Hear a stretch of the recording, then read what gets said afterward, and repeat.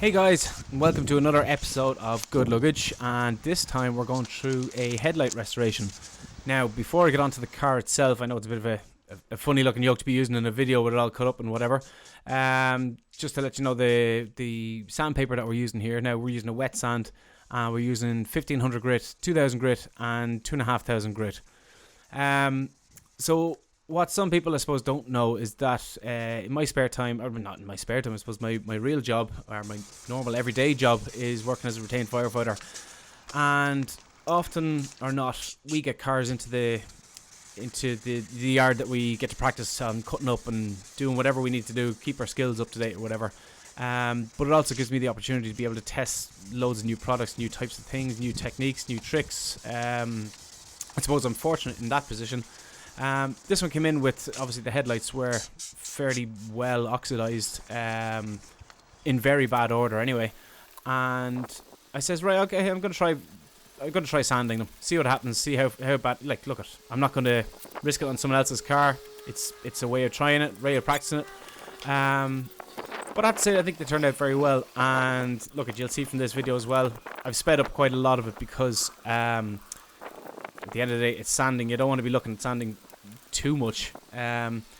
Although the video is in real time, yeah, look, I sped it up. I have this super hand on me here now, by the looks of it. So what we're doing is spraying water onto the lens and also using it onto the paper. And we're going on this light now, or at this particular moment, we're going horizontal. So for the first pass, using 1500 grit, we're going horizontal all across the light. And you can see as well from a lot of the videos here now that you see all the cloudiness starting to happen, and that's I suppose the base, or the first layer of the oxidation that's been taken off it. Yeah, so first run over with the sandpaper, 1500 grit, wipe it off. You see obviously the cloudy effect. Now you are after sanding it as well, so it's not like, don't be expecting anything shiny, I suppose, at this stage anyway. Nothing to worry about. This is all the whole lens is just after being sanded. But what's going to happen next then is you're going to move down a grade, or well, upgrade to a finer grit. So this one is the 2000 grit. Again, wet your lamp, wet your headlight, wet your pad, or wet your sandpaper. And this time, instead of going horizontal, you want to counteract that by going in vertical, up to down, up to down, up down. And this way, basically, you're not just focusing on going left to right. You're mixing it in. You're blending it in by going vertical, top to bottom.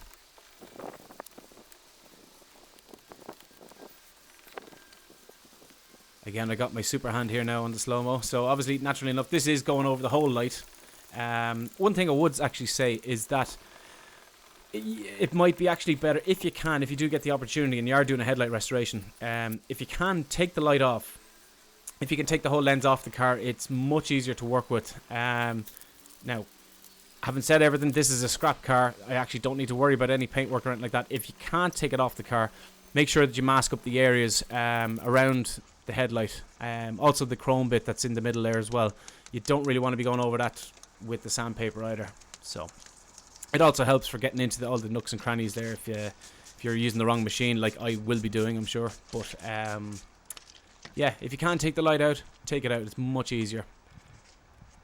From the start of the video, actually, you see a sample. The other side is actually taken out of the car. That's one I actually took home with me just to practice in my own time. And then it says, okay, I'm going to record the next one. So that's why it's missing the other light on the other side then.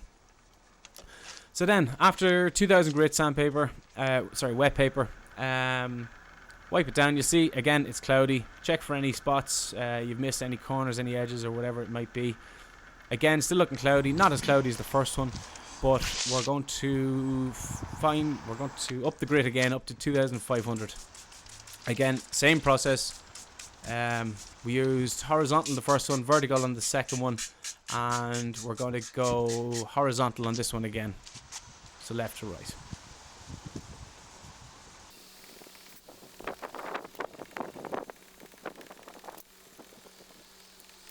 This video was actually recorded back in the summertime as well, so I know it's, what is it now, the end of October. Bit colder, bit wetter outside, so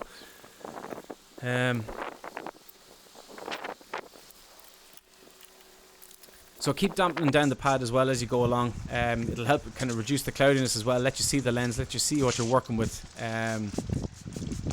you can see the dirt now. I don't know if I'm overdoing the water here or not. Maybe some of you can tell me in the comments, am I overdoing it with the water? To me, it kind of cleaned up the lens for me, but I am making a mess on the bumper, as you'll see back there. So again, dry off the lens. Have a look. Now at this stage, the whole lens should be cloudy. Not as cloudy as the first, but it will be good and cloudy. Now you can see the dirt that I'm missing loads of little bits, but again, this is a scrap car. It's about to be cut up for a bit of training. I'm not really too worried about it, the same way as the metal thing in the middle there, the washer jets.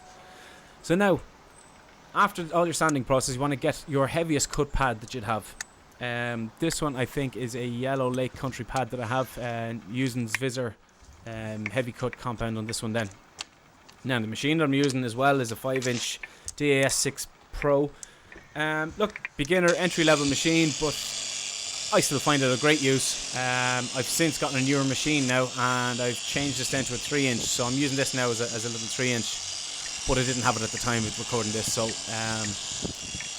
the problem with using the 5-inch on this light, from what I've seen, is that without taking it off the actual car itself, you are actually missing. Well, one, you could be going on to a lot of paintwork. It's very hard to get into all the little corners and stuff without taking the light off the car. So you see, when I try and get down into the bottom right, I can't actually get to that very bottom corner. So a smaller machine or a smaller pad would definitely be of some benefit for this job. Even when it comes to the sanding, if you can get sanding pads on the likes of like a little Roops Nano or one of them Flex handheld jobbies, I don't know the names of them, I don't know the codes, but one of those is a 3-inch or a 1-inch pad, even just or 2-inch pad or whatever, to get right down into those corners. I think it would be great for this type of job anyway. So I said heavy cut compound on a whatever, I suppose, best heavy cutting pad that you would have, and yeah, we'll see what the results are like now after this. So this would have taken away a lot of the cloudiness. Let's see now. Not bad. Not bad.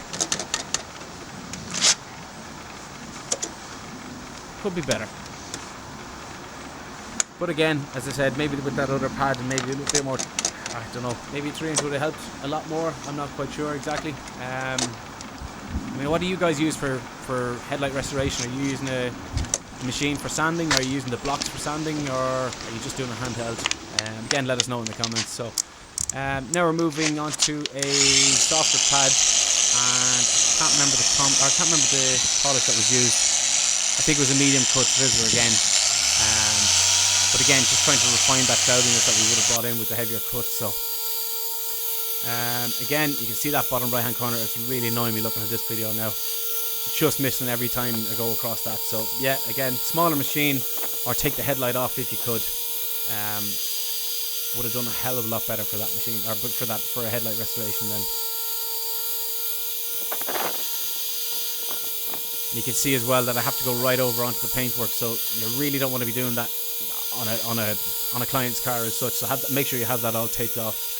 I'm just looking at the mess that I'm after making on the bumper. It's terrible. So maybe I am using too much water. Again, let me know. Am I using too much water? Am I constantly spraying too much, or should I ease up on the water? I'm not fully sure.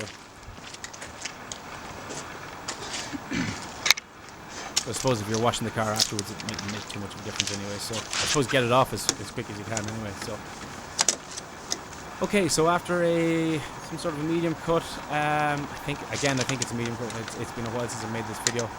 You can definitely see the clarity after coming back into the lens there now, compared to exactly what it was. I mean, I think it's 1,000 times better.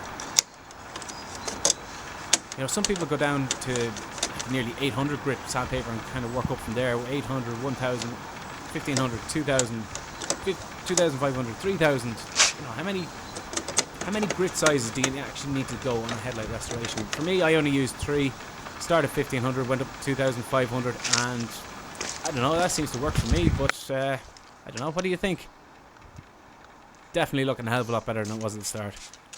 So then, following all your polishing, then you want to do a bit of sealing, and you want to protect it again, because you're after taking off the full UV coatings and whatever that may have been on the front of the headlight. So for this, I'm using AM Seal from Alan over in Scotland there. Nice stuff to use, very easy stuff to use now.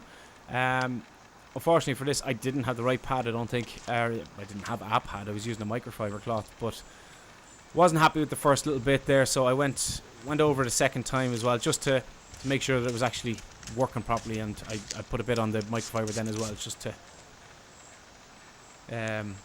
make sure that I covered all areas and that there was actually going to be protection on the lamp then. So anyway, a couple of minutes later, 25 minutes I heard was the best amount of time to leave for the AM seal. And this is a different cloth, by the way. It's not using a seal cloth onto a lens or whatever. But anyway, clean cloth. Start wiping it off, and I think that's looking very good. Now I know it's very hard to see. I think the shine here, or whatever the sun or the clouds or whatever way it is, it's making it actually hard to see. But I think it's definitely done the job. On this scrap car that nobody's ever going to see again, and the lights aren't going to be used again, we'll probably smash them up anyway. But look, it looks nicer though. Let me know what you think. Have you any other tips or tricks when it comes to headlight restoration?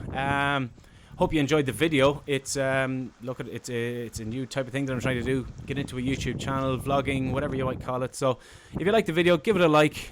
Subscribe to my channel. Hopefully have a load more videos coming up soon. But thanks very much for watching.